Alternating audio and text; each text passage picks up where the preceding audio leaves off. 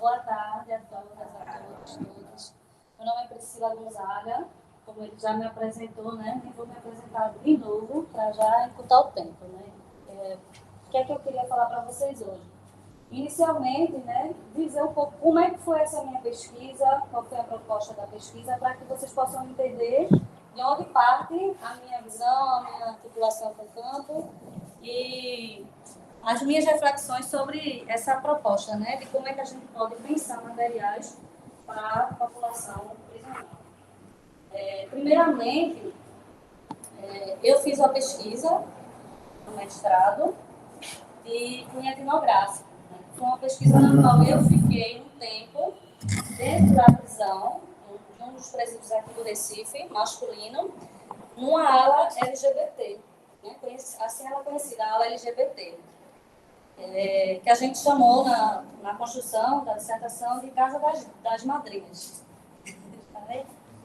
Casa das Madrinhas. E aí, então, eu vou falar assim, né? Lá na Casa das Madrinhas, eu passei um tempo convivendo com elas ao longo dos dias, vivenciando o máximo possível da rotina da experiência daquelas pessoas que estavam ali nesse espaço. Né? E quem são essas pessoas? Lá na Casa das Madrinhas, a gente tinha uma nomenclatura local, que elas se falavam assim. Né? A gente tinha os homens do pavilhão e a gente tinha as bichas. Essa era a linguagem, né, com a qual elas se localizavam dentro daquela conjuntura ali daquele espaço. Então, quem eram esses homens da Casa das Madrinhas? Os homens da Casa das Madrinhas eram os homens que faziam sexo com outros homens, né? Homens que também se relacionavam com as travestis e as transexuais que lá estavam presas e homens que eram, de certa forma, vamos dizer assim, acolhidos por aquela população para estar naquele espaço. Quem organizava todo esse trânsito, quem entrava e quem saía, também foi um dos eixos da pesquisa, eram elas próprias, mas também juntamente com a administração da cadeia. E aí, além dos homens, a gente tinha os homens do pavilhão, porque essa casa, a Casa das Madrinhas, ela ficava localizada dentro de um pavilhão da unidade prisional. Então, assim, ela não ficava separada completamente de todo o espaço. Tinha um espaço que tinha mais ou menos cerca de 280 homens na época, e dentro desse espaço, essa casa estava localizada. Então, elas coabitavam não só entre elas, mas também entre os demais presos dali daquele pavilhão. E aí, esses homens do pavilhão eram os homens que eram entendidos dentro da linguagem lá como heterossexuais, mas, né, assim, ao imergir ali na etnografia da prisão, a gente foi vendo que outros atravessamentos acabavam impedindo um pouco de outras pessoas que também se entendiam como LGBT, que se identificavam como homossexuais, ou até às vezes como trans ou travesti, tinham dificuldade de falar sobre a sua sexualidade dentro do espaço por conta das pressões, das violências, dos estigmas, dos estereótipos. Então, dentre essa população de 280 pessoas, né, a gente acredita, a partir da observação participante, do diário de campo, das conversas que eu tive, de corredores, de bastidores, que não eram todas as pessoas ali que eram heterossexuais. Né? Existiam outras sexualidades dissidentes compartilhando daquele espaço, mas que não eram enunciadas de forma clara, objetiva, assim, né, como um pré-requisito para estar dentro do espaço, porque as próprias pessoas tinham medo, tinham receio, tinham vergonha, enfim, tinham outras questões e outros atravessamentos que a gente também não precisa se adeter. Mas só para que vocês entendam, né? Existia essa configuração, os homens da Casa das Madrinhas, que eram os homens gays, os homens que eram bissexuais, os que não se identificavam nem como gays, nem como bis, mas que se relacionavam sexualmente com as mulheres trans e travestis, e se identificavam como héteros, e tinham esses outros que a maioria se identificava como heterossexual. Aí tinha as bichas, que eram as travestis e as transexuais, e os homens gays que performavam o feminino, né? Que em suas vestimentares, na sua forma de falar, porque aí tinha isso também, né, que eu tinha até esquecido. Os homens da Casa das Madrinhas, eles eram os homens que não performavam feminino, eram aqueles mais, os gays masculinizados, aqueles, né, que tinham uma passabilidade hétero. Já os homens que eram, que tinham mais, como é que eu falei agora? Trejeitos, que falavam, que se vestiam com o que é socialmente entendido como feminino, esses eram entendidos como bichas. E aí eles ficavam numa categoria junto com as mulheres trans e as travestis, que lá se encontravam, né? Então, tinha toda essa organização, e aí eu estava ali, naquele espaço, dentro de toda aquela dinâmica, como um corpo, né, de uma mulher cis, negra, heterossexual, periférica, com todos os meus atravessamentos, convivendo ali com elas naquela experiência e com eles naquelas experiências. E aí, nessas observações, nessa... Eu acho que você como não profissional, né, embora com a anuência da... Isso. Né, porque eu acho que isso também vai criar, em alguns momentos, facilidade, em outros momentos não, né? Porque você tem uma posição ambígua, você não era profissional do serviço, mas estava com a anuência do serviço, né? Então, tem coisas que você vai poder escutar e tem coisas que não vai poder escutar. Isso, perfeitamente. E isso também falava muito através do meu corpo, através da forma como eu me vestia, porque foi solicitado pela prisão que eu entrasse com um jaleco, né, da área de saúde, para me identificar enquanto profissional. Mas eu não estava ali, de fato, figurando como uma profissional da instituição. Eu estava como uma pesquisadora, com um corpo diferente, que nem era esse corpo que atua lá dentro do espaço, mas também não era um corpo que participa daquela dinâmica como um corpo privado de liberdade, como um corpo que está ali sob tutela, sob custódia do Estado, né? Então, tinha todas essas questões que faziam com que eu pudesse acessar certas coisas e outras não. Então, é bem colocado pelo professor. E dentro dessa dinâmica, né, entre as observações, entre sentar ali, pegar minha cadeirinha, botar na frente da aula, ficar ouvindo a fofoca dos fuxicos, observando, conversando, entrevistei, né, fiz várias metodologias que eu utilizei. Então, uma cena, que foi a que eu queria trazer para a gente discutir, né, a temática especificamente, me chamou bastante atenção. Né? Um certo dia, estava lá sentadinha na porta e aí chega um homem do pavilhão e entra lá com toda a raiva do mundo, derrubando o barraco. Daí tem que explicar o que é o barraco, né?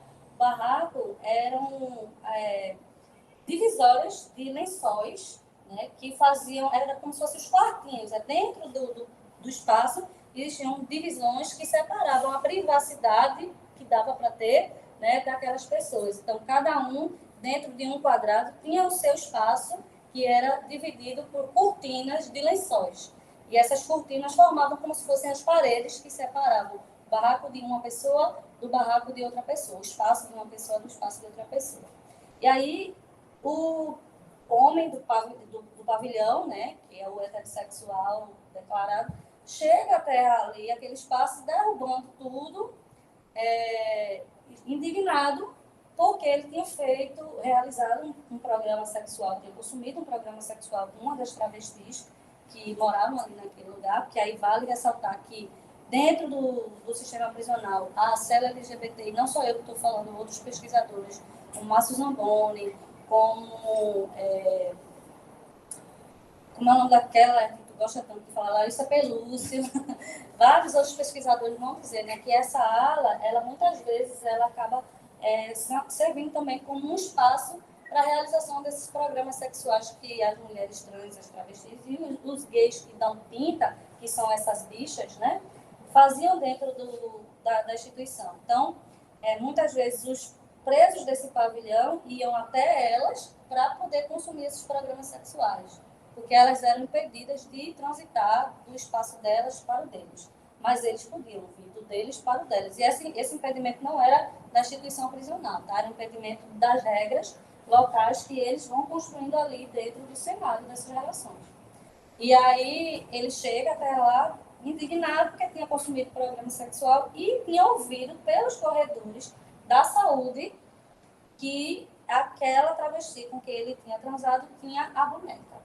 porque a boneca é HIV, AIDS, para quem está ali dentro daquele espaço. Tem várias linguagens, né? Uma delas que eles utilizavam lá era a boneca. E aí, eu soube que ela tinha a boneca, e aí ele chegou lá revoltado, porque achava que tinha acabado a vida dele, que todo aquele preconceito, todo estereótipo, enfim, toda a falta de informação, né, que justamente é o que a gente está querendo trabalhar. Trazia a essa indignação, a essa revolta, que colocava em risco a vida dela, né, e a vida dele também. E aí ele chega lá e queria bater nela, queria matar, queria fazer acontecer, até que um outro preso da casa, que aí era um homem da casa mesmo, das madrinhas, ele, voltando, né? É importante essas para poder vocês associarem a figura das pessoas, né? Essa pessoa é o gay que performa o masculino, o homem da casa das madrinhas. Ele trabalhava na instituição, na área de saúde, em outras cadeias que tinha passado. E aí tinha um pouco de conhecimento de saúde, embora nenhuma formação acadêmica, mas do conhecimento da prática. E aí ele disse, olha, você sabia que tem um remédio que você pode tomar, transou com ela sem camisinha, né? Aí você sabia que tem um remédio que você pode tomar, e etc e tal. Aí não, como é que é? Aí acalmou ele, pegou ele, levou ele até a instituição, até a área de saúde, para que ele pudesse tomar a PrEP, né? A PrEP é antes. Só para confirma. A PrEP, que é a profilaxia após exposição, né? E aí, quando chega lá, nesse espaço, alguns profissionais nem sabiam o que significava isso. Vamos perguntar fulano, ciclano, profissionais de saúde, os técnicos, né? Os que têm formação acadêmica, os que têm capacitações, enfim, tem a prática e tudo mais. E aí eles chegaram e disseram, olha, trouxe ele para tomar um remédio, não sabia o nome, né? O remédio porque ele fez sexo sem preservativo. Tá certo, não tem aqui. A gente não oferece esse serviço aqui dentro da prisão. E aí ele disse, não, essa pessoa era uma pessoa um pouco mais instruída, tem um pouco mais de informação, esse preso que levou o outro, né? Ele, não, mas aí quando não tem aqui, você não pode dirigir ele para uma unidade de saúde, para que ele possa acessar esse serviço, etc. e tal. Não, a gente não pode fazer isso não, porque ninguém mandou ele transar com a travesti sem camisinha, ele fez porque quis. Esse foi o discurso. E por aí se encerrou a situação, pelo menos até onde eu acompanhei. Depois, as cenas dos capítulos, eu não sei em que fim se deu. Eu sei que ela continuou lá, travesti, e ele voltou para o seu espaço, e ficou-se essa discussão, né? E aí isso foi me causando certas indagações sobre como, assim, muitas vezes os próprios profissionais, os técnicos que estão ali, eles são despreparados, né? Não têm um conhecimento sobre certas circunstâncias, certas nomenclaturas. Por exemplo, eu continuo atuando, né, por conta da minha pesquisa de doutorado, dentro do sistema prisional, e eu faço alguns trabalhos como estratégia de aproximação de campo, no qual eu vou até a prisão, levo meus alunos, eu sou professora universitária também, eu levo o pessoal até lá e eu sempre tenho uma prática, a gente tem uma prática de que a gente não pode ir a campo só coletar dados, como se as pessoas fossem, né? Então, a gente vai ao campo para construir e reconstruir realidades ali e junto com elas, e a gente não pode só oferecer, a gente não pode só pegar, a gente tem que também oferecer algo, né? Essa é a nossa prática de pesquisa, foi o que eu aprendi aqui com esse mestre, com a professora Carla, e é assim que eu tenho feito na minha prática profissional. Então, eu digo, olha, minhas alunas querem conhecer a prisão, querem ver como é que é. A gente não vai, como se fosse um zoológico, ver os bichos que estão enjaulados. A gente vai propor alguma atividade. Vamos lá, o que é que a gente vai fazer? Elas estudam enfermagem, por exemplo. O que aqui dentro da enfermagem dá para a gente pensar? Então, essa é uma discussão que a gente pode, por exemplo, levar até lá, né, de saúde, prevenção, informação, enfim. E aí, eu tenho feito esses trabalhos e eu tenho identificado que, inclusive, as próprias profissionais que atuam com a comunidade LGBT dentro da prisão não sabem sequer a diferença entre o que é gênero, identidade de gênero e orientação sexual. Né? E quando você vai chegar para questões de não binários, aí parece que está falando outra linguagem. Parece que você está falando outro idioma, ninguém entende nada, ninguém sabe nada. E isso vai fazendo com que essa prática ela continue, dificulte, né, o atendimento e que repercute ainda mais, reproduz ainda mais preconceitos, estigmas, estereótipos e por aí vai.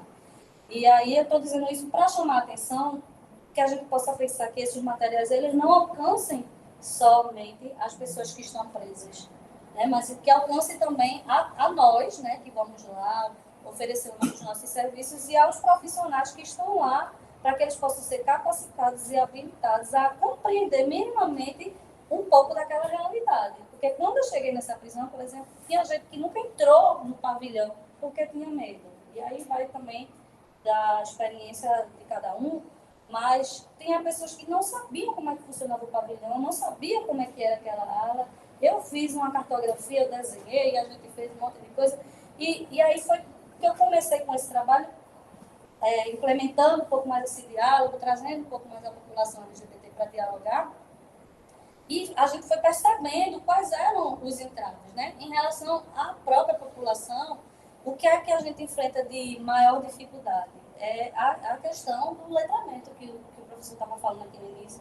A maioria das pessoas que estão lá, pelo menos nessa recorte de realidade que eu estive, e em outros recortes, porque eu também já atuei em outras idades, mas especificamente com a ala LGBT, que é ali onde eu me foco, né? Você gosta. Que eu gosto, ficar ali. E elas perguntam, quando é que você vai vir de novo morar aqui com a gente? Passar uns dias. Tá chegando de novo, passar um tempo. E aí, o que eu tenho percebido é que muitas vezes a linguagem mesmo que a gente utiliza para dialogar não é uma linguagem acessível. Os materiais que a gente tem para explorar não são materiais completamente desatualizados, com gráficos, com números que só representam morte. Então, assim, a gente chega vai falar da população trans, travesti, que é o meu eixo assim, principal de pesquisa, as pessoas só falam a partir do número de travestis que estão mortas. Então, qualquer estudo, qualquer texto, qualquer material que você for ler sobre a questão trans, informativo, o que for, vai ter lá um dado falando da quantidade de pessoas trans que são assassinadas, que 35 anos é a faixa de idade que não é. Então, assim, tudo totalmente, não só uma política de morte que é maciçamente esfregada assim na cara, a gente já sabe disso, mas enfim, e o que a gente está fazendo, né? E é só nisso, a gente vai ficar nisso, de mostrar que as pessoas estão morrendo e o que a gente está produzindo para melhorar a qualidade de vida dessas pessoas, para que elas não morram mais. E aí, como eu também falou, não é só. A gente não tem materiais falando, por exemplo, sobre a velhice de pessoas trans e travestis. É muito difícil. Porque é como se elas não existissem. Aos 35 anos morreram todas as travestis do mundo. Depois disso, não tem mais. Né? E aí, verdade. Que é uma inverdade. Por um bom tempo foi não uma verdade. Mas ainda o movimento ainda usa como isso está mudado, mas já se mostrou que a forma como foi feito esse cálculo, ela é equivocada. Você não tem, talvez é melhor dizer, porque assim, quando a gente vai para o campo dos direitos, muitas vezes para conquistar direito a gente tem que mostrar a violência, a morte, não sei o quê. Mas a forma como esse número foi construído, ela não é uma forma cientificamente que vire uma evidência, mas ela tem sido usada. Não foi como, talvez precise construir um outro número para botar no lugar, né? Mas ela, e alguns autores têm visto, é que ela não ajuda, porque ela invisibiliza uma população que está depois dessa idade, que não é pequena. Né? Então, a gente tem aí figuras históricas no campo da travestilidade, inclusive em Pernambuco, um aluno meu, Epitácio, estava querendo até fazer, não sei se ela já morreu, faz tempo isso, que assim, foi uma travesti icônica da cena pernambucana, que estava velhinha, mas que ninguém dava por ela porque travesti morre com 35 anos.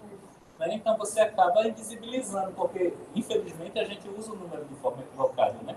Quando a gente diz que a idade média de morte é 35, não significa que todo mundo vai morrer com 35, mas isso estava sendo usado como uma verdade tão grande e acabou que o movimento... Mas outro dia eu vi voltar isso, essa mesma fala, história, né? Ela vai e volta, 35. Se uma verdade, uma coisa que é dita várias vezes se torna uma mentira, dita várias vezes se torna uma verdade, né? Então, eu acho que, sei lá, não sei nem se é ineficiência, se é capacidade, eu não sei nem que termo mudar. Mas, assim, para não ir procurar, né, desenvolver, atualizar isso, então eu vou pegar esses dados e eu vou usar eles como uma resposta para tudo. Então, uma das questões é isso. É né? porque também tem no Brasil, sempre foi muito difícil calcular essa coisa de morte de travesti, homossexual. E aí, as metodologias é muito a partir do jornal, de matéria mesmo, do jornal, enfim. Então, não tem um sistema e na saúde a gente faz todo aquele registro, um sistema de informação no campo não é nem prisional aí, do IML, que aquele corpo seja reconhecido enquanto corpo trans ou travesti. Enfim, quando morre vai para lá, vai ser um corpo homem. É isso. Como é que se diz?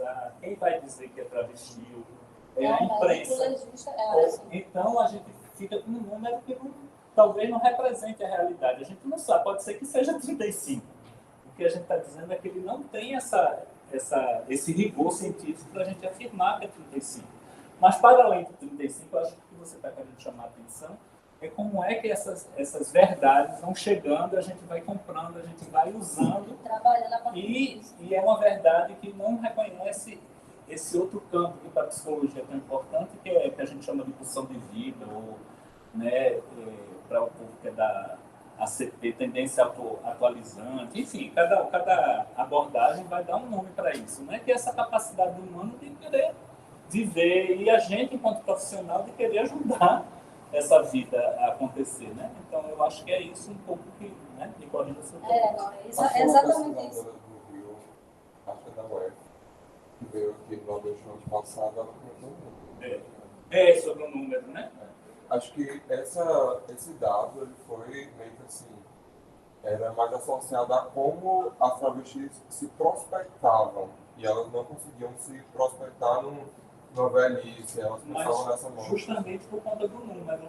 Ele produzia tanta verdade que elas diziam, não, mas eu só chego até os 35, então eu não preciso me proteger, eu não preciso... Isso. Né? Eu posso fazer qualquer coisa, porque se eu não fizer agora, com 35 eu morri. Então, é um número que é uma construção científica, mas que ele não ajuda. É exatamente nisso que eu queria chegar, Felipe, porque tem casos assim que eu vivenciei, né, lá de ouvir esse relato da travesti dizendo, olha, eu estou aqui, eu tenho HIV, eu tenho sífilis, eu uso droga, eu já roubei, eu estou aqui presa, etc. E tal. Então, por que eu vou me proteger mais se eu já estou morta mesmo? Né? É reforçar, na minha perspectiva, uma lógica de que eu não tenho futuro. Então, se eu não tenho futuro, eu não tenho por que me proteger. E aí, pensando nelas, né? Porque aí tem toda a discussão sobre também que não é sobre só meio que se proteger, né? Também tem a questão da proteção para com os parceiros, para desenvolver um trabalho, um cuidado em saúde, porque a maioria delas fazem programas sexuais dentro da prisão. E foi isso, quando eu cheguei lá, uma das primeiras coisas que elas me mostraram, eu nem perguntei, que a gente tem um monte de camisinha, ó. E mostrou o saquinho assim de camisinha.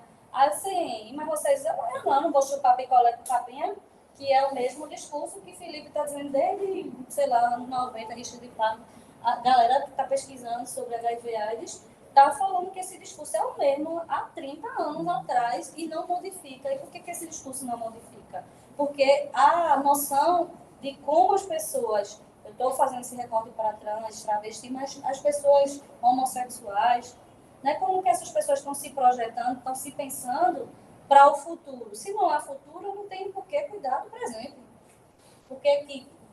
É o mesmo discurso pessoal do tráfico, né, os jovens lá do Rio de Janeiro. Então, tem teses lá da década de 80 que vai mostrar isso. Os meninos, metralhadora, entrevistadora chega, você usa camisinha? Não, para quê? Amanhã eu vou morrer. E uma outra questão que entra também, né, como um marcador social disso, é porque a gente sabe que a maioria da população prisional é preta, né? É preta, é periférica, e se você for pegar de novo os dados, né, todas as pesquisas eu faço esses dados, eu uso os dados, tá, gente? Não estou dizendo que eu não uso, não, que a gente tem que usar como um recurso para pensar políticas públicas, inclusive para criticar e dizer, vamos atualizar esses dados, né? Então, eu uso os dados, se vocês pegarem minhas pesquisas, vai estar lá, cara, não venham me xingar depois, não. Mas, assim, quando a gente pega os dados, aí tem lá, né? A maioria da população, ela nem é alfabetizada, né? E quando chega a ser alfabetizada, é aquele analfabetismo funcional, né? Que não sabe interpretar um texto, não sabe interpretar uma questão. Então, assim, eu na minha atuação, às vezes não sabe nem ensinar o nome também, né? Então, não adianta eu levar um material com textos, com gráficos, com a linguagem científica rebuscada, falando de uma forma, uma linguagem que só a gente que é da academia vai entender. A gente precisa, de fato, acessibilizar isso, né? Eu fiz uma atividade recentemente lá que eu levei uns balões com farinha de trigo dentro.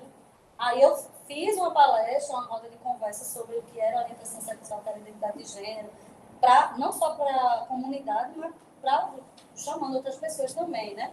E aí, depois eu fiz um quiz. Aí a galera perguntava qual é a orientação sexual, não sei o que é orientação... Não, ninguém sabe o que é orientação sexual, ninguém sabe, mas dizia assim, o filho de Gretchen. Ah, já sei. Então, assim, traz do imaginário da pessoa algo que está mais no hipocampo, sei lá, da realidade concreta do que ela vivencia. Então, eu não vou chegar lá e vou pegar uma linguagem que eu uso aqui para discutir com vocês políticas e vou trabalhar com essas pessoas com essa mesma linguagem. A gente precisa construir materiais em que a gente possa facilitar esse diálogo a partir do imagético do que essa população compreende como que é aquilo, como figuras de referência. Né? Quais são figuras de referência para a comunidade trans e travesti? Né? Essas travestis mais antigas, que são famosas, que estão na mídia, e etc. e tal, para identificar e mostrar palpavelmente o que significa aquilo que eu estou dizendo.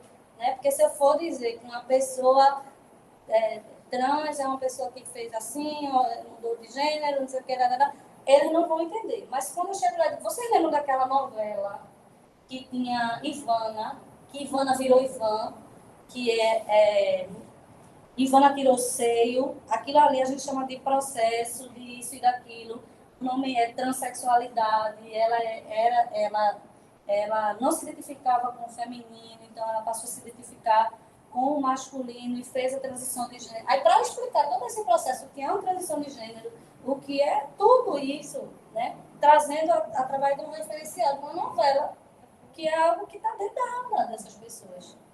Então, assim, pelo menos para mim, sei para lá, como é que tem sido, mas para mim tem funcionado trabalhar informativamente a partir dessa perspectiva mais análoga a questões que estão associadas com a realidade concreta das pessoas. Aí eu volto para o que eu gosto, né? Não deixa de ser uma narrativa. Então, você vai usar de narrativas que já estão circulando. Exatamente. E ajudam, então, as pessoas a... E só...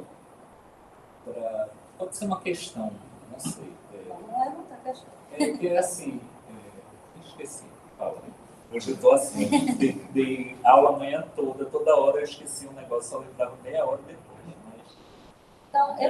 Mas então, eu tenho percebido muito, né, isso não só no trabalho na prisão, mas no trabalho periférico, de forma geral, né, quando a gente vai falar com as prostitutas na rua, quando a gente vai numa comunidade, em uma zona rural e etc. Então, que é o que a gente trabalha aqui no Labexu, né, que não adianta a gente chegar... Outro dia a gente fez uma roda de conversa do livro de Carla, Encontros com o Feminismo, lá, aqui na comunidade da Vaza, lá no... Como é o nome daquele? Espaço Gris Solidário. Aí uma amiga nossa, que é do Labexu, que é uma mulher trans, travesti, ela chegou e foi falar sobre gênero e etc. e tal, da pesquisa dela, que ela pesquisa o processo transexualizador e etc. e tal. Quando fala processo transexualizador, aí as pessoas falam, o quê? Não entendi, né?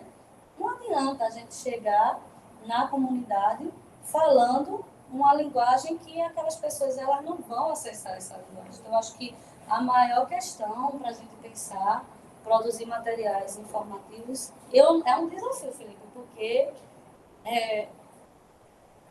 através das narrativas, né, mas algo que a gente possa, sei lá, trazer mais imageticamente, acho que essa é a questão. Não textos, não gráficos, mas imageticamente essas imagens. Sila, 3 minutinhos para a gente escutar a live e a gente volta com essas questões todas, né? Eu também já me perdi a minha fala. Mas, enfim, só para dizer, né, que eu continuo realizando trabalhos na prisão. Eu sei que o que eu estou falando parte de um recorte de realidade que é muito particular. Eu não quero jamais universalizar as experiências de nenhuma comunidade dentro da prisão, porque cada prisão vai ter suas regras próprias, porque eu atuo em mais de uma prisão, como já falei, e eu vejo que o que funciona em uma não funciona em outra, a linguagem que se discute em uma não é a mesma linguagem da outra, A vida, como né? a vida, exatamente. Então, assim, eu tenho visto que dentro desses pequenos recortes de realidade, o que tem dado mais certo é trabalhar a partir dessa lógica que eu estou falando para vocês. Mas o que eu sinto que é muito mais urgente e muito mais necessário é formar bem os profissionais, né? E trazer, sei lá, capacitações, materiais informativos, pode ser materiais técnicos, mas também que tragam uma linguagem eficiente, porque às vezes é muito difícil. Eu, como professora, eu vejo que quando eu falo, não, porque a pessoa não binária, na minha turma de, sei lá, enfermagem, aí as pessoas falam assim, não binária, o que é isso, né? E tem gente que já é técnica, que já trabalha há não sei quantos mil anos na profissão e nunca ouviu o termo não binária, linguagem neutra, não sei o que, etc. E tal. Então, assim, até mesmo para a gente formar e lidar com essas pessoas, a gente tem que fazer um trabalho ainda muito de pouquinho em pouquinho, assim, de pegar na mão mesmo e desenhar. Eu acho que é essa a ideia mesmo, pegar na mão. Porque cada dia se multiplica, né? Quando você acha que deu conta, aí tem mais categoria e pronto. E essa é a maior discussão, né? Estou aqui no Labixu, eu vivo com dificuldade, então eu poder aceitar uma novidade demora, porque não é assim, né? A gente vive muito, quem trabalha nessa área, vocês trabalham, nessa interface com o movimento, a academia e o serviço. Então, às vezes, o movimento quer que a gente use uma linguagem nova, mas que a gente ainda não referendou cientificamente, não tem evidência de aquilo. Né? Então, também tem essa demora. E aí, enfim, às vezes o movimento faz a pressão para a gente, faz a pressão lá também, né? Para os serviços. E aí o povo fica, e agora? Como chama? Tem coisas que são intolerância mesmo, né? Não querer chamar pelo nome. Mas tem coisas que demoram mesmo para a pessoa. Né? Uma outra coisa, só antes de passar a fala, já me dirigi ao Aéreo, mas eu queria que a PEC, na época que você estudou, não era difícil de ser acessada apenas na prisão, não. Era em qualquer lugar. Né? A gente tem, por exemplo, na pesquisa que a gente fez em 2017, a pesquisa foi de quando? 18. Então, 2017, de 380 homens que a gente escutou, só 4 conheciam. Acesso zero. Né? Então, ninguém falava que acessava. Porque se não conhecia, né, como é que ia acessar? Isso foi aumentando agora, mais depois, já acho que em 2016 teve uma campanha interessante e aí foi crescendo o conhecimento. Os médicos não queriam dar, porque era o discurso que então quer dizer para a gente não exotizar esse ambiente também. Né? As dificuldades que tem com as nomenclaturas é a dificuldade que tem qualquer posto de saúde. Né? Qualquer posto que não seja, mesmo os LGBT, vai ter dificuldade. Então, para a gente entender também que a gente está aqui para pensar e a gente quer que melhore lá também, porque, enfim, por tudo isso que a gente já sabe. Mas, para a gente também não dizer, que absurdo. Não, é um absurdo, mas é um absurdo geral. Agora que a gente tem mais nas pesquisas, vem aparecendo mais PEP, as pessoas já sabem o que é PrEP, mas não procuram. Né? Então, é um processo mesmo. E os médicos, a gente tem na lata. Né? Você já sente do médico dizendo, não quero ampliar a cobertura de PrEP, porque eu acho que as pessoas não devem, não tem outras formas de se proteger, não devem. Então, tem essa coisa, porque tem uma avaliação moral ainda da sexualidade muito forte. A gente tem que lutar, mas não vamos também exotizar, né? Sim, então só para encerrar, pegando a tua fala, o que eu costumo dizer é que a prisão ela é um micro-organismo desse macro-organismo que é a sociedade. Tudo que tem lá não é nada de novo. Né? A gente lá, porque as pessoas realmente têm essa tendência a exotizar. Né? Mas lá dentro a gente tem tudo, a gente tem escola, a gente tem faculdade, a gente tem posto médico, a gente tem assistência jurídica, a gente tem tudo o que tem cá fora na nossa sociedade, né, livre aqui. Não é nem tão livre assim, mas enfim. E é só um pequeno recorte de realidade que as coisas se intensificam muito mais porque a gente põe uma lupa de aumento por ser uma coisa micro, né? Que está dentro de uma construção que é muito maior. Então, de fato, tudo que acontece lá é a mesma coisa que acontece aqui. Então, quando a gente pensa como que a gente faz aqui, a gente também está pensando como é que a gente reconstrói esse espaço lá dentro. Inclusive porque antes de estar lá dentro, a gente tem passado por aqui fora, né? É isso. Obrigado, Priscila. A gente volta para conversar com você daqui a pouco e a gente já passa para a Laerte, que está ali escutando. Primeiramente, eu gostaria de agradecer imensamente o convite, prof. Fiquei até emocionado vendo o Labexu aí, as imagens, né, e revendo vocês. Eu queria, né, dizer que eu sinto que eu estou em casa o tempo todo quando eu estou na presença de vocês, então gostaria de agradecer ao prof. Felipe, a Priscila, né, que são companheiros de longa data aí nesse processo, né, de estudar a prisão.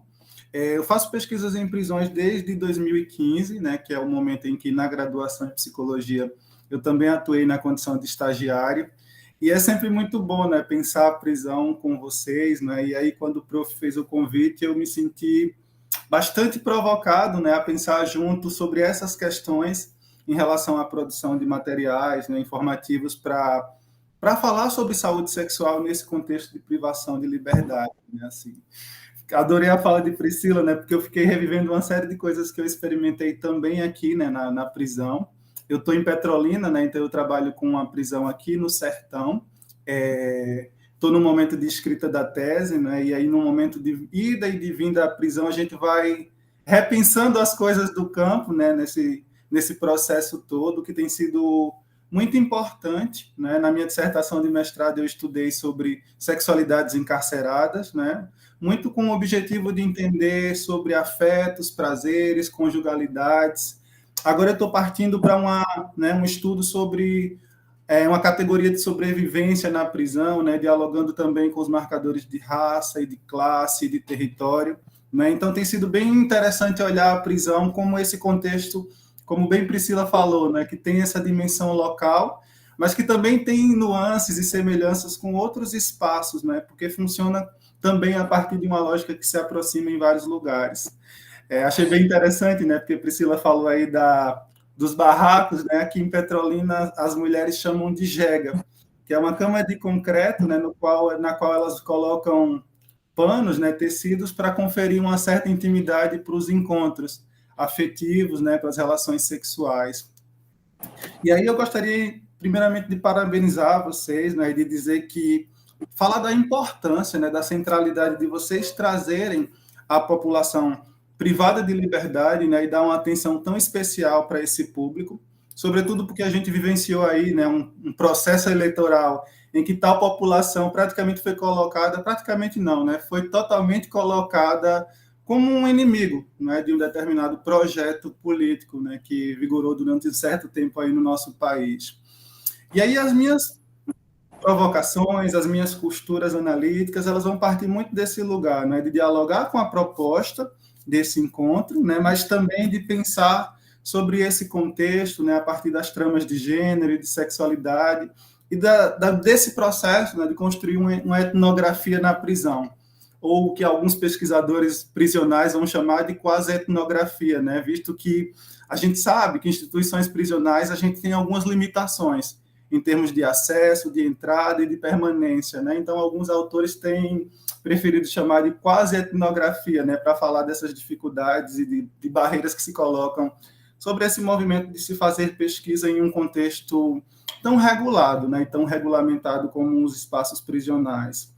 Então, eu falo daqui, né, dessa realidade de uma prisão no sertão pernambucano, e aí eu tinha preparado uma fala, né, mas aí eu fiquei lembrando de coisas que eu vivenciei durante a minha pesquisa, né, e falando agora do material informativo, eu me lembrei de uma cena que eu vivenciei lá em 2017, quando eu fui fazer o campo, né, para minha pesquisa de mestrado, e que falava de um papel, né, de um papel que foi trazido pelo pessoal da Igreja Católica, né, que representava aqui a pastoral carcerária, e aí, longe de deslegitimar, né, o trabalho da pastoral carcerária nas prisões, né, mas aquele movimento de se entregar um papel para as meninas presas aqui foi muito engraçado, porque elas trouxeram um papel para que elas pudessem se confessar, né? E nesse papel tinham vários pecados capitais, né? Masturbação, homossexualismo, homicídio, uma série de outras coisas, né? E aí foi muito engraçado como aquelas mulheres elas começaram a zombar daquele material para se confessar, né? E aí elas falavam: olha, fulano, homicídio tu tem 2, né? Masturbação, fulano se masturba dentro da cela, né? E aí, pensando sobre material informativo, né? Eu me lembrei muito dessa cena, que é uma cena que fala de que na prisão também existe um saber, né? De que aquelas mulheres elas conhecem a própria realidade, né? E aí eu estava muito articulando, né, algumas ideias sobre a construção de um material informativo que considere, né, a população privada de liberdade. E aí eu estava me deparando com essa constatação, né, de que tem que ser um tipo de material que se articule àquilo que a gente chama de uma cultura prisional, né, aos valores da prisão, às suas formas de falar, né, porque a gente sabe que a linguagem de cadeia é uma linguagem bem própria, né, e bem específica, que a gente vai, de alguma forma, à medida que a gente vai inserindo, a gente vai trazendo para a nossa realidade. Esses dias mesmo, quando eu entrei, né, mais recentemente, ano passado, no finalzinho do ano passado, na cadeia, tinha uma das meninas que estava fazendo uma refeição, né, e aí eu falei: eita, fulano, tu tá batendo uma larica aí, né? E ela me olhou assim, como se eu tivesse falado algo bem familiar, né? E ela estranhou esse movimento de falar sobre algo que muitas vezes um pesquisador não fala, né? Ou usar um termo que geralmente não se usa na pesquisa. E aí eu acho que pensar sobre um material informativo, né? Sobretudo quando a gente está pensando aí, né, em considerar a partir de uma dimensão de saúde sexual, é primeiramente lidar com um paradoxo, né? E qual seria esse paradoxo? Que a gente está pensando como é que a gente produz saúde em uma instituição que necessariamente adoece, né? Através dos seus vários procedimentos, através das suas várias práticas. Aqui em Petrolina, por exemplo, a gente tem vivenciado uma realidade bem emblemática, né? No sentido de que, olha, a gente teve a pandemia, né? E todas as visitas foram suspensas, visita íntima, visita familiar, entrada de pesquisadores, né? Entrada de pessoas de fora. E a gente já teve, né, um momento, a gente já está num momento melhor, né, em termos de condições sanitárias, então voltaram as famílias, voltaram os pesquisadores, mas não voltaram as visitas íntimas, né? E aí eu lembro sempre daquela passagem da Rubin, né, que ela vai dizer que, olha, em tempos de conturbação política, a sexualidade vai ser sempre o alvo, né? E aí a gente pode pensar nas questões de gênero e sexualidade como o alvo, né? E pensando também em uma população privada de liberdade, a gente vai entendendo que é um dos primeiros fios pelos quais se nega direitos, né, a tal população. Então, um instrumento, né, um material informativo que vai falar sobre produção de saúde sexual, eu acho que ele tem uma função importantíssima dentro de uma prisão, que é de resgate de humanidade, né? Resgate de algo que a própria instituição toma, né, que a própria instituição acaba surrupiando em alguma medida. Então, aí, a partir da fala de Priscila, eu fiquei pensando, né, de fato, né, pensar sobre um material informativo que vai ser levado, né, para instituições prisionais que operam o tempo todo adoecendo pessoas, ele precisa necessariamente ser um instrumento leve, né? Ele precisa ser uma tecnologia leve, né, para que aquelas pessoas elas se sintam humanizadas. E aí eu estava pensando até, né, que um material informativo ele pode, inclusive, ser utilizado como um instrumento político, né? E pode construir também sujeitos políticos, né? Porque à medida que a gente traz nesse papel, ou nesse material que vai ser distribuído, direitos, por exemplo, né? Como, por exemplo, o direito à visitação íntima, que está lá na Lei de Execuções Penais desde 84, a gente vai dar uma instrumentalidade para essas pessoas, né? Para elas dizerem: olha, eu tenho direito a ter direitos, por exemplo, à visitação íntima, coisa que a instituição na qual eu estou aprisionado hoje tem me negado, né? Então, eu acho que pensar sobre uma construção de um material informativo é partir nessa direção, né? De como é que a gente pode produzir determinadas fissuras sobre essa instituição, né, entendendo que essa instituição faz parte da sociedade, como Priscila bem trouxe, assim. Porque tem uma nova tendência, né, uma forma mais contemporânea de investigar a prisão, que é considerá-la enquanto algo que pertence, né, que faz parte, que constitui uma sociedade o tempo todo, né, para romper com uma certa tradição de pensamento do século passado que achava que a prisão era aquela instituição isolada em si mesma, né, e que era apartada do mundo no qual a gente está inserido, né, e hoje em dia a gente tem pensado a prisão muito mais em termos de uma relação permeável, né, em que a gente se comunica, em que a gente penetra, em que chegam informações de dentro e de fora, né, e eu acho que pensar sobre a construção de um material é entender que tipo de cultura a gente está se debruçando.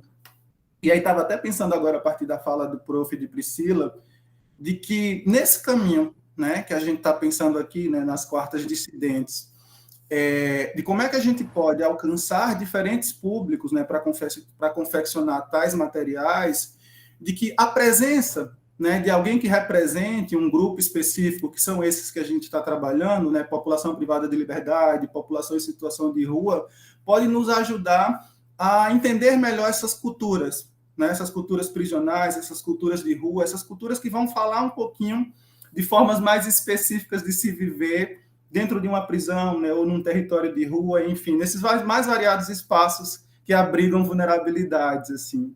E aí eu estava pensando, né, como cada prisão tem uma forma, ela configura uma relação de gênero e de sexualidade de um modo bem específico. Na minha dissertação de mestrado, por exemplo, eu encontrei algumas coisas que são bem curiosas, assim, bem emblemáticas, para a gente pensar sobre essa distância, né, que existe entre o pensamento acadêmico e a vida, né, nesses espaços de vulnerabilidade, assim.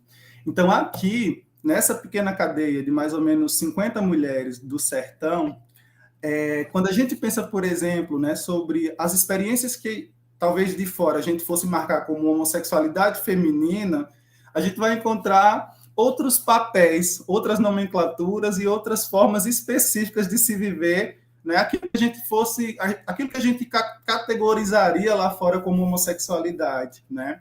Na minha dissertação eu trago pelo menos 3 categorias, né, que são os papais, que são as sapatões e são as lésbicas, certo? Sapatões e lésbicas são diferentes, tá? Então eu vou começar pelas lésbicas.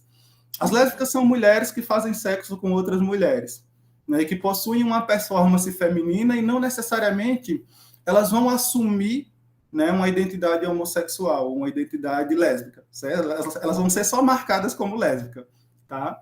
As sapatões são aquelas mulheres, né, que já transitam, né, que já performam uma certa masculinidade, mas não necessariamente são nomeadas a partir de uma palavra, de um nome masculino.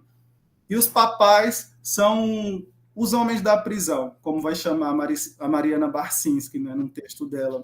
São aquelas pessoas que performam masculinidade, que adotam a nomenclatura masculina, né, que todavia não alcançam, não sabem, não conhecem o que é a transexualidade, né? Então, só para a gente ver como é emblemático essa vivência da sexualidade, das relações com o corpo e com o gênero dentro de uma prisão.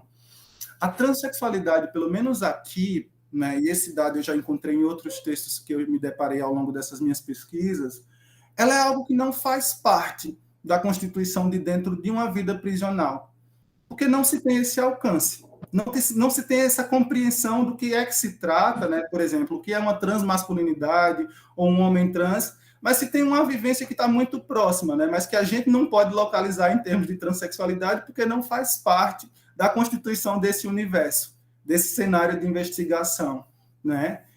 E é muito interessante a gente perceber como a prisão, ela é esse espaço que produz relações no campo do gênero que são diferenciadas, né? Que produz relações em termos de sexualidade que também se diferenciam, porque estão totalmente ligadas ao próprio desenho da instituição, mas também a marcadores que são bem importantes da gente considerar quando a gente está pensando nesse público especificamente, como, por exemplo, o marcador de raça, classe social e escolaridade.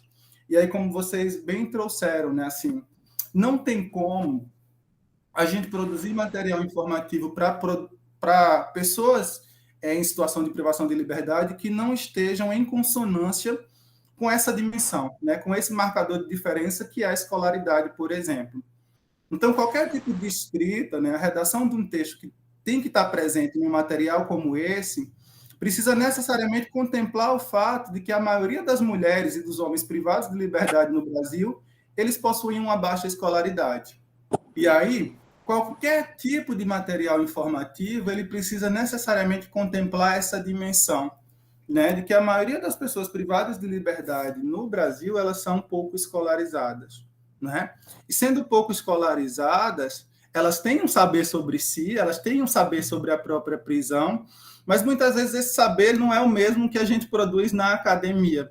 Então, eu vinha falando muito nesse sentido, assim, né, de que, olha, pensar sobre produção de material informativo, né, é primeiramente pensar num tipo de material que humanize tais indivíduos, né, que humanize tais pessoas, é pensar sobre um tipo de material que fale, de alguma forma, a linguagem da própria cadeia, né, e que abarque essa dimensão do que a gente está entendendo enquanto uma cultura prisional, né, e especificamente quando a gente está falando, por exemplo, sobre gênero e sobre sexualidade, né, e sobre como a prisão ela vai generificar as pessoas de uma forma diferente, né, ou ela vai produzir dimensões de uma sexualidade a partir dessas próprias dinâmicas institucionais, né? Então você vê que a própria homossexualidade, que a gente aqui de fora, quando pensa sobre mulheres encarceradas, a gente pensa, né?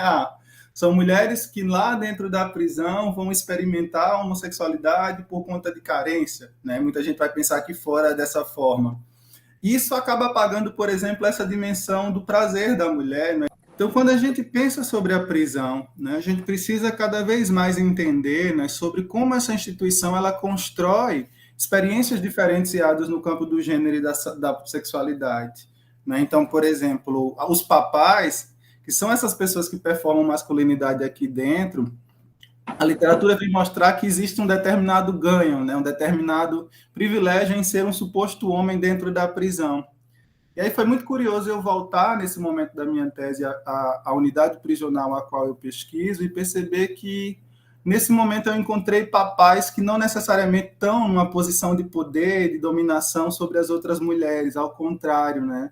Eu encontrei homens da prisão muito mais vulneráveis, né, e muito mais adoecidos do que eu encontrei antes, né? E aí você vai percebendo que há uma trama de adoecimento que se produz o tempo todo ali dentro, né? E que a gente precisa considerar isso também na produção desses instrumentos que a gente quer levar para a prisão, assim, né? Porque se a instituição ela opera o tempo todo, ou pelo menos na maioria das vezes, numa lógica de negação de direitos, por exemplo, a gente pode transformar as nossas ações que se projetam sobre as instituições prisionais como instrumentos que vão potencializar esses direitos, né? E aí a gente vai construindo movimentos de resistência à própria prisão.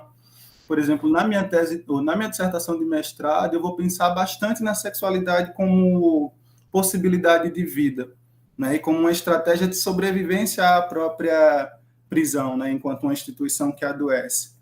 E, de fato, né, ela tem esse viés, né, de produzir vida, de produzir saúde, né, e a gente legitimar direitos é caminhar nessa direção.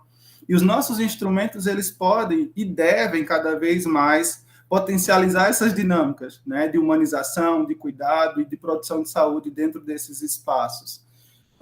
Isso vem quando a gente começa a olhar para a prisão com a complexidade que ela merece, né? Então, por exemplo, quando a gente olha para as experiências de homossexualidade lá, em relação ao que a gente entende por homossexualidade aqui fora, a gente precisa entender a complexidade do que é tal categoria lá dentro, né, de que a gente tem, por exemplo, os papais, que são os homens da prisão, que a gente tem as sapatões, que são aquelas pessoas que, por mais que performem uma masculinidade, né, elas assumem ainda, né, uma palavra, um nome feminino, e tem as lésbicas, que são aquelas pessoas que nem querem nem se identificar a partir de uma identidade homossexual.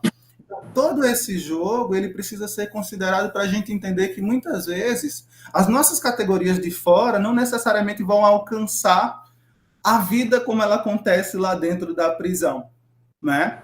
E muitas vezes isso muda até de instituição para instituição, né? Então, a forma como um termo é utilizado aqui em Petrolina não é o mesmo que é utilizado aí em Recife, e assim a gente vai entendendo a prisão a partir dessa complexidade. Tem uma coisa que eu acho que Priscila falou, que eu acho que é muito importante, né? Que é a questão dos profissionais, né? E como é que a gente pode mobilizar, através dos nossos instrumentos, também aquelas pessoas que estão lidando com a população privada de liberdade o tempo todo, né? Quando a gente percebe, né, que não está tendo visita íntima nesse momento aqui, né, na cadeia feminina de Petrolina, a gente começa a entender que há um jogo institucional para que a sexualidade, de alguma forma, ela não passe a ser legitimada como um direito, né? Porque a visitação íntima é um direito de toda e qualquer pessoa privada de liberdade. E que a própria pandemia, né, foi utilizada, envolvida e manobrada nesse jogo, né? E aí a gente começa a perceber que mesmo diante desse jogo, de toda essa manobra, as mulheres elas continuam ali vivenciando a sua sexualidade da forma que é possível, né? Nos momentos em que há uma certa intimidade, fecha aquela jega ali, né, que é uma cortina de pano, né, numa parede de concreto que funciona como uma espécie de cama, algo semelhante aos barracões como da unidade em que Priscila investigou, e ali aquilo que é possível de se vivenciar em termos de sexualidade acontece, né? Mas claro que essa sexualidade precarizada, ela acaba impedindo, né, ou ela acaba diminuindo a importância, né, do exercício da sexualidade enquanto um instrumento de produção de vida dentro de uma instituição que adoece como essa, né? E aí a gente precisa cada vez mais entender que, por exemplo, né, a gente pode e deve construir instrumentos que, além de permitir que aquelas pessoas elas alcancem algum tipo de aprendizado, por exemplo, sobre infecções sexualmente transmissíveis, HIV/AIDS e outras coisas, mas que elas também tenham a possibilidade de encontrar nos nossos instrumentos a possibilidade de um questionamento dos seus próprios direitos. Porque muitas vezes ela até conhece, né? Ela até sabe o que é que tem que se fazer para se prevenir, né? Mas não necessariamente há uma disponibilidade de recursos dentro da unidade prisional para que ela se previna, né, por exemplo, né? Ou muitas vezes não há a possibilidade de se ter, ou não se tem o conhecimento, ou se tem o conhecimento, ele vem de forma muito limitada e atravessada, né? Então eu fico pensando que esse instrumento ele pode ser, né, um instrumento que coloque essa pessoa privada de liberdade, né, como alguém que aprende, mas como alguém que também tem a possibilidade de se humanizar através dele, né, e que passe a questionar, por exemplo, a lógica de negação, né, a lógica de privação, a lógica de desumanização que acontece dentro desses espaços, né? Então, pensar na construção de materiais, né, informativos para pessoas privadas de liberdade, pelo menos na minha ótica, é construir um movimento de informação, mas também é legitimar um movimento de resistência à própria lógica da prisão, né? E aí, por exemplo, falar em direitos é uma coisa importante ali dentro, né? Muitas vezes a própria visita íntima, né, que tem sido negada, por exemplo, no território de cá, né? Eu falar sobre outros direitos, acesso à saúde, né, coisa que elas têm tão negligenciado, né, como Priscila bem trouxe, não se leva a um postinho de saúde para pegar um medicamento. Então, só para finalizar, eu acho que é muito nesse sentido, assim, né, de entender que produzir um material, né, informativo que vai trabalhar com educação sexual, com saúde sexual para a população privada de liberdade, é pensar num tipo de ferramenta que não só, né, dialogue com aquilo que a gente está entendendo e chamando de cultura prisional, mas também que seja um instrumento para potencializar e legitimar direitos, né? Porque a partir desses diferentes lugares, né, a gente consegue humanizar aquelas pessoas e também permitir que elas tenham mais uma possibilidade de questionar, né, e de dizer que, olha, a gente tem algum direito a ter, por exemplo, visitação íntima, a gente tem direito a ter acesso a medicamentos, a gente tem direitos a ser cuidado num dispositivo, num serviço de saúde, né? Então, são coisas que vão mostrando para a gente, que vão produzindo algum tipo de fissura, né? Assim como o exercício da sexualidade produz uma fissura, eu acho que quando a gente coloca, né, através de uma tecnologia leve, né, a possibilidade daquele indivíduo aprender, né, se informando, mas também possibilitar, através do nosso instrumento, um tipo de legitimação dos seus direitos, a gente acaba produzindo também mais uma fissura e mais uma possibilidade de resistência à própria lógica prisional, né? É isso.